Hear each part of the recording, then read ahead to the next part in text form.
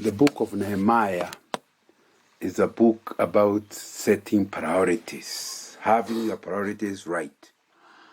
And we've emphasized the importance of seeing that however you use your time, however you use your money, it can come out clear that your priority is bringing glory to God, first and foremost.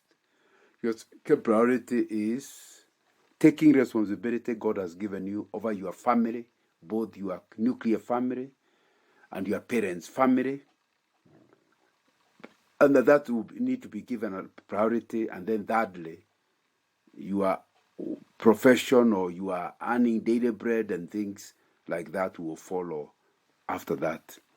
In chapter 1, we saw in the call to rebuild the temple is actually a call to set priorities.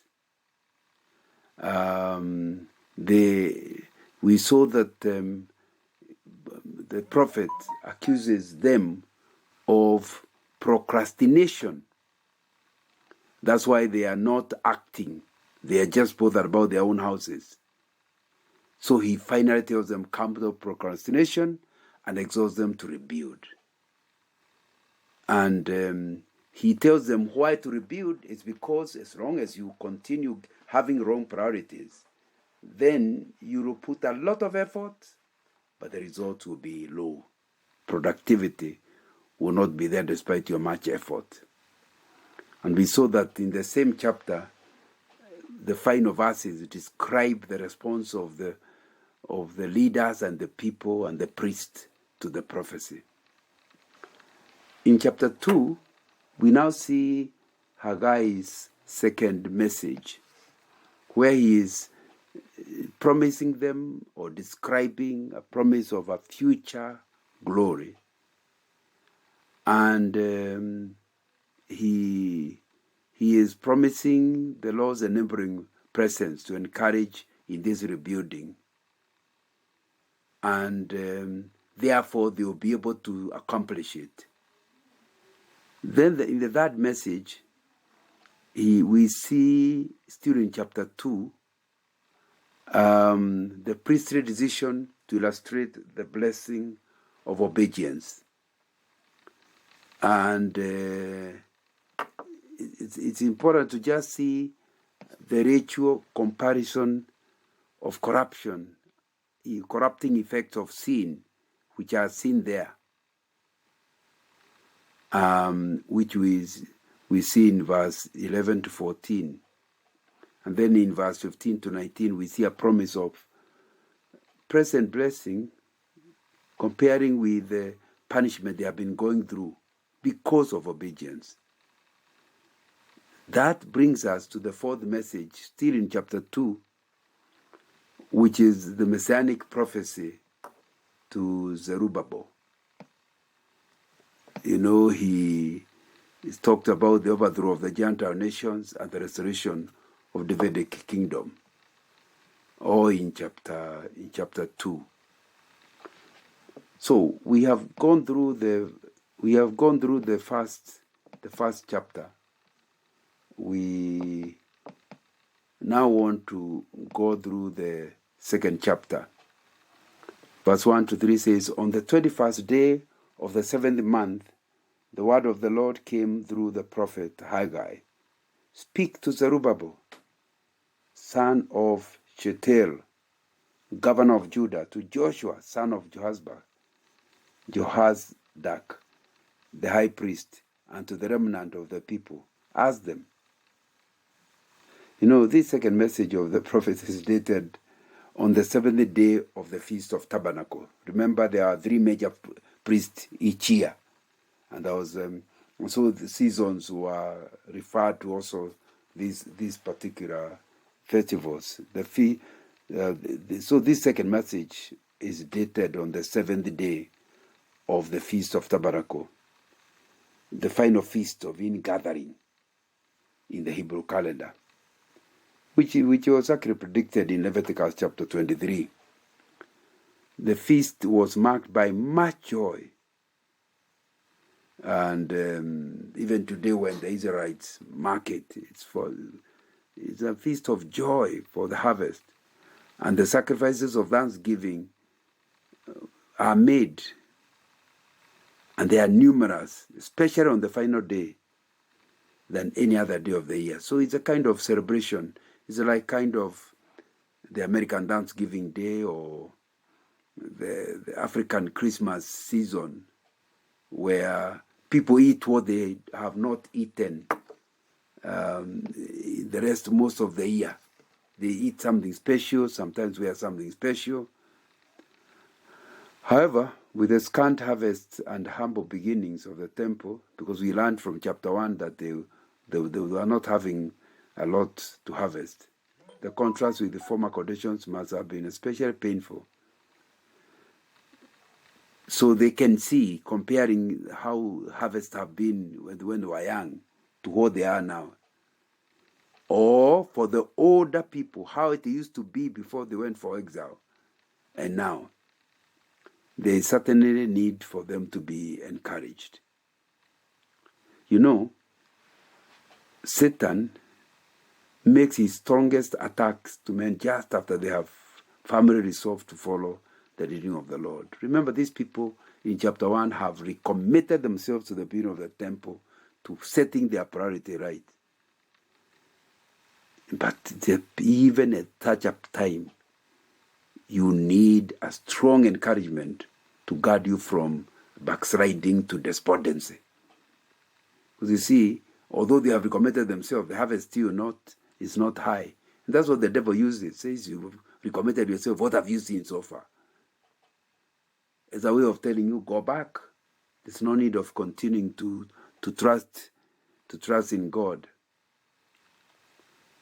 You see, in chapter 1, we saw the need for a message to challenge the conscience and the will of the people. There was a need of a word of comfort here to cheer the hearts that awake a nation. So even for us, like Haggai, we need to read the mind of the people, ask God to help us. That's why somebody said, a good preacher has the Bible in one hand and the newspaper in the other one. The newspaper will help him to see the condition of the people that are coming to his church. The Bible will give him the answer to the issues they are going through. So you can see this same Haggai in chapter 1, his main problem with the people is their differing priority, their procrastination. But in chapter 2, he now changes his message to a message of encouragement for these people. Rather than a challenging message, now they need a message of encouragement. So it's important to know where the people you are talking to are and talk appropriately depending on their need. So as a preacher, or whoever you are, or a prophet, you must learn how to mix warning with encouragement. I think it's dear Moody who was saying that he will never preach a sermon on hell if he does not at the same time mention the issue of heaven.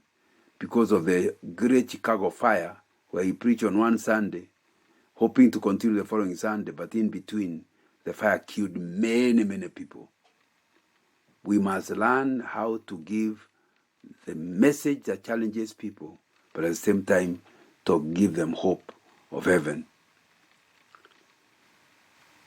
You know, God is both the righteous judge, but remember, He's also the God of mercy. Don't make people start thinking that God is one-sided. He's much more complex than that.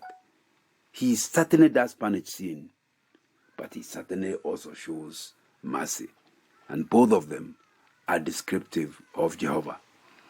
That's, I think, what he is saying in the passage we are reading. On the 21st day of the 7th month, the word of the Lord came through the prophet Haggai. Speak to Zerubbabel, son of Shealtiel, governor of Judah, to Joshua. Who of you is left who saw this house in former glory? How does it look to you now? Does it not seem to you like nothing? But now be strong, Zerubbabel, declares the Lord. Be strong, Joshua, son of Zodak. Zozadak, the high priest, be strong, all you people of the land, declares the Lord, and work, for I'm with you, declares the Lord Almighty. This is what I covenanted with you when you came out of Egypt, and my spirit remains among you. Do not fear. It's a message of encouragement, and I hope the people will feel encouraged. He's asking them in verse 3, who of you is left who saw this house in its former glory? Since they have been captive for 70 years, anybody who is 80 was 10 years and therefore could remember the house, the old temple. How does it look to you now? Does this not seem to you like nothing? That's the way you would see it when you realize how the Solomon temple was. So he's asking, who is left among you? The words are addressed to the civil and religious leaders, the returnees. God was comparing the temple of Solomon and the one they were putting under construction. Through Haggai, God is asking the leaders and the people, how many of them recall the glory of the first structure? But after the lapse of 70 years of exile, likely there were very few who could remember the former temple. And he's telling them the truth is, what you are building compared with what was there looks as nothing. The occasion of the question of the Lord is found in the account that we also see in Ezra chapter 3. The record says that at the founding of the second temple, the priests accompanied the ceremony with the singing of psalms and blowing of trumpets. The younger generation, with no means of comparison, in this case, exalted such an achievement of laying the foundation. Hey, but the older one, according to Ezra, the old men who had known the first glorious temple, wept openly because of the marked contrast between the two structures. You see, Haggai is directing his query to this group of people who are disappointed. Despite it's supposed to be excited that the building has started again, but they are disappointed. From God's viewpoint, there was but one house of the Lord in Jerusalem, whether built by Solomon or Zerubbabel, or even the third one, which was built by Herod. So the important thing is there is a place of worship, not how expensively built it is. They need to be encouraged. No, God referred to Solomon's temple as the one with the great glory. But you see, God's thoughts are not man's thoughts. And God's judgment are not like our judgment. All God wants is a place to be worshipped. He doesn't live in it. And that's something that we need to deal with even as we build magnificent churches, that God never lives there. The church is not built for God, it's built for us to meet. And then he says, if you where 2 or 3 are gathered in his name, there he will be their midst. So in this second chapter, Haggai is trying to encourage them, to give them encouragement, even as they seek to build a temple. Verse 4 and 5, we have seen, but now be strong, O Zerubbabel. He's telling the leader, declares the Lord, be strong, O Joshua, son of Jehozadak. That's the high priest. Be strong, all you people of the land, declares the Lord, and work, for I'm with you, declares the Lord Almighty. So why should we be encouraged when what we are building cannot come to the level of what was originally there? Because God honors his promises. He has kept you through the exile and brought you back just like he had promised through the prophet Jeremiah. Shouldn't you be worshiping him? Shouldn't you be strong? You see, this address in chapter 2 is a threefold address to a priest, and the people. And God is talking to all the three. You know, God has drawn the contrast between the two buildings, but now he's offering the same people the spiritual undergirding so they can perform the task. I believe his purpose in setting forth the difference was not so that they feel, wow, why work? Getting discouraged. I guess he wanted to bring them to realization of the magnitude of the work, the inadequacy to accomplish it in their own strength, and the necessity of relying on his sufficiency. So I agree, the building may not be comparison, but it's the same God, and he is saying, I'm with you, so I'll help you, so that you're able to come up with a good building. The Lord was their strength, even as they continue to build. It's an uplifting word given in the presence of the Lord, so that the people who are working on the construction can get encouraged. You see, our God is our Father. He sees us as his children and is happy with our efforts, even if they are meager. Like a new baby trying to learn how to walk. One step up, and the next one he falls, but you feel excited that your baby is walking. Verse 5 says, this is what I covenanted with you when you came out of Egypt, and my spirit remains among you. Do not fear. What is, he wants them to understand that God is with them, and it's a covenant. And the covenant goes not just to exile, way back in bringing them out of Egypt, to bring them to the land of promise. It's a covenant, it's a commitment that he wants to keep. So you need to understand that God has promised to walk with you all the way to heaven. That's why he got saved. He made a commitment to take you to heaven. And until that heaven comes, my friend, you shouldn't be living, being discouraged. Even a nation on earth could have been certain of God's trustworthiness. Shouldn't it have been Israel? Because they could see in getting them out of Egypt, he had kept his promise under very difficult circumstances, because they were in the clutches of a superpower. And then he promised that even if he punishes, there will be a remnant, and he has kept his word. Shouldn't they then trust him to keep his covenant? But maybe we are the same. The things we prayed 3 years ago, God answered. Now we are having other issues today, and we still have difficulty trusting him and believing him. You see, the covenant of Mount Sinai that we see in Exodus 19 and 20,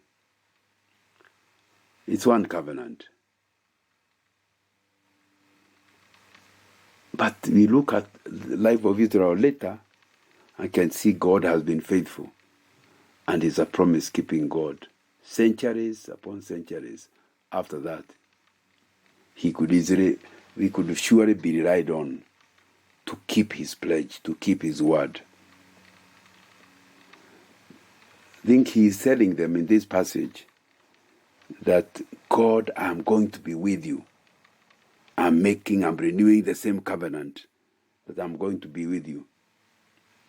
This is a pledge that can keep them encouraged even as they struggle to finish the building.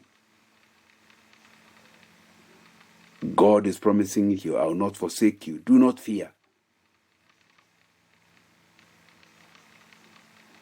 Isn't that a word we need to have, even as there are many, many issues in life that cause you fear? Fear for your life, fear for your children, fear for your children's children, fear for the nation.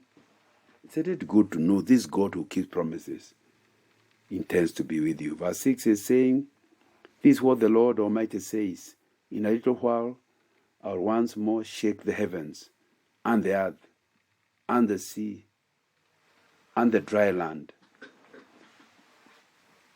In other words, I haven't stopped acting in a little while. This is an interesting expression. What's a little while? Short time? Is it that the things he is promising will happen in their lifetime? This shaking of the earth? I believe they are looking into the future and the end of the world. And maybe part of them is messianic. The prophet's message blessed together details of the first and second coming of Christ. In describing this, the Almighty will do. You know, the prediction of the shaking of the heavens and the earth, the sea, and the dry land surely speaks of something more than unusual display of God's omnipotence in natural realm. The whole atmosphere of the prophecy brings the reader to apocalyptic times. But so when he tells them, do not fear, it includes us who are nearer the end, that we should not fear,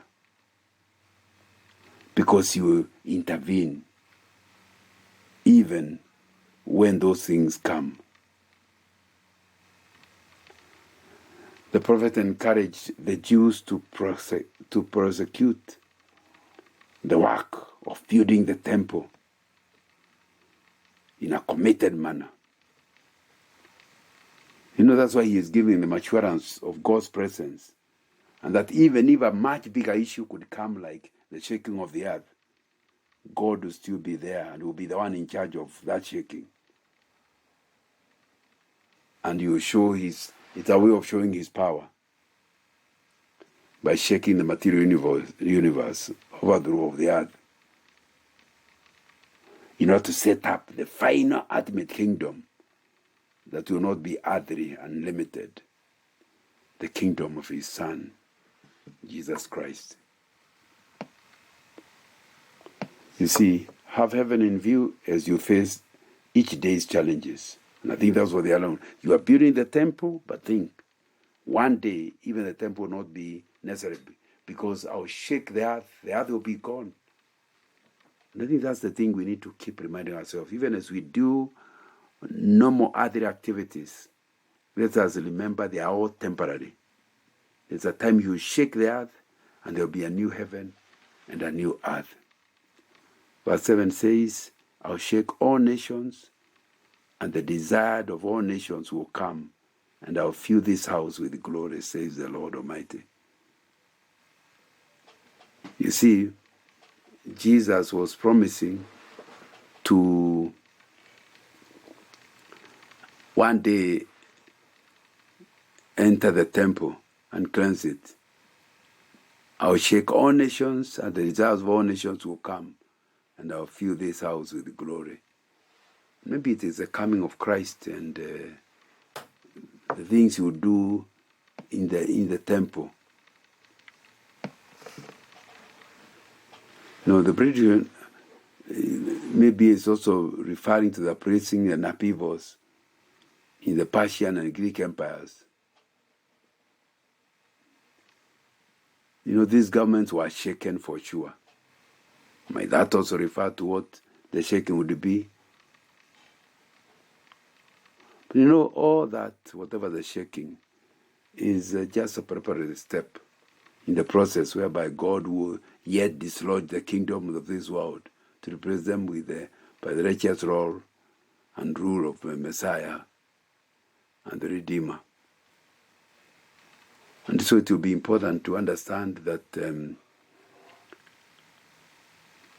any big thing, what we call big, it's not big. Something bigger is coming. But what's the desire of all nations? You know, it is difficult to understand exactly the meaning, but it's just translated as the desire of nations. And it could have several meanings. Like some versions may interpret it as the choice things of all nations will come, the desire of the nations. The Standard Version prefers the previous things of all nations with the marginal reading, things desired of all nations shall come.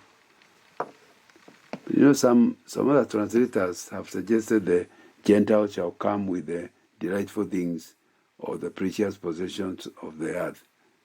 However, one thing is certain, that time will come where the desire of not just the Jews but the nations will be fulfilled. And I believe that is the coming of Christ came to do that. The lack of splendor and outward endowment of the Zerubbabel temple compared with the Solomon temple would be much more compensated by the precious gift of the presence of the Messiah himself in that temple. And to make not the building, but the temple what really the beauty is. Beauty is not just in the stones, it is in the presence of the Lord. And if God's Son will be in that temple, that's the desire of the nations.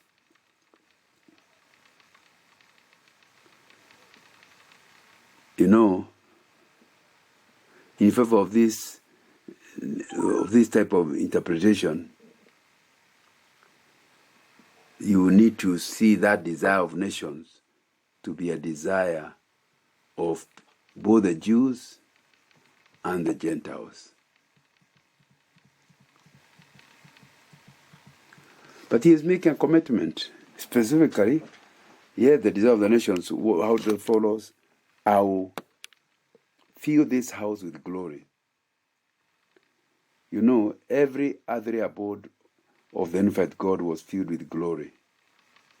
Whether it is the Mosaic tabernacle or the Solomon temple, the critical thing is not the building and the beauty, is the presence of the Lord. So the temple of Zerubbabel, which was yet to be completed, would also, he promises, will be filled with God's presence. And obviously, like I'm saying, the incarnate Son of God actually finally came. As far as John chapter 1, verse 14, the Word became flesh. But of course, there will also be the glory of the advent of Christ.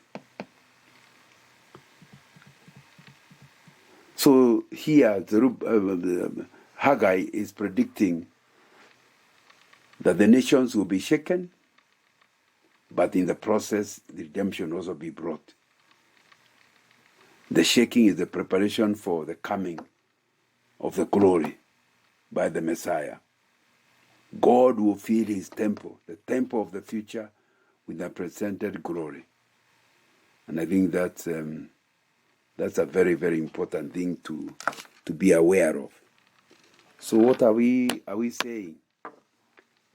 We are saying that in the chapter, God wants to give them an encouragement. The earlier chapter 1 was challenge to have priorities right. Chapter 2, encouragement as they build the temple.